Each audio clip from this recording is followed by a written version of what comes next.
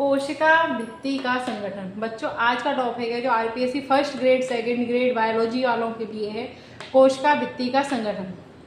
कोशिका भित्ति में 4 पार्ट होते हैं। मिडिल लेमेला जो बिल्कुल मिडिल में होती है 2 सेल्स के, primary cell wall, secondary cell wall, tertiary cell wall. ये इनका कंपोजिशन क्या है? Middle lamella calcium and magnesium pectate की बनी हुई होती है जो कि सभी प्लांट्स में प्रेजेंट होती है। प्राइमरी सेल वॉल जो होती है वो सेलुलोज और पैक्टिन की बनी होती है जो प्लांट्स के पैरेन्काइमा और विभज्यों तक मेरिस्टेमेटिक टिश्यू जो होता है उसमें प्रेजेंट होती है।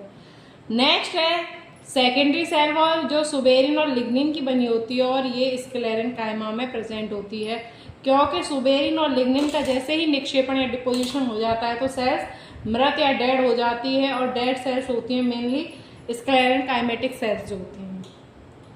नेक्स्ट है टर्सरी सेल वॉल या तृतीयक सेल वॉल जो जाइलोन की बनी होती है और ये बहुत इंपॉर्टेंट है क्योंकि यह केवल जिम्नोस्पर्म जो होते हैं उनकी ट्रैकिड्स, जाइलोन की जो ट्रैकिड्स होती हैं जिम्नोस्पर्म में उनमें प्रेजेंट होती है। और एक ये मिडिल लेमेला जो कि कैल्शियम और मैग्नीशियम पैक्टेट की बनी हुई रहती है।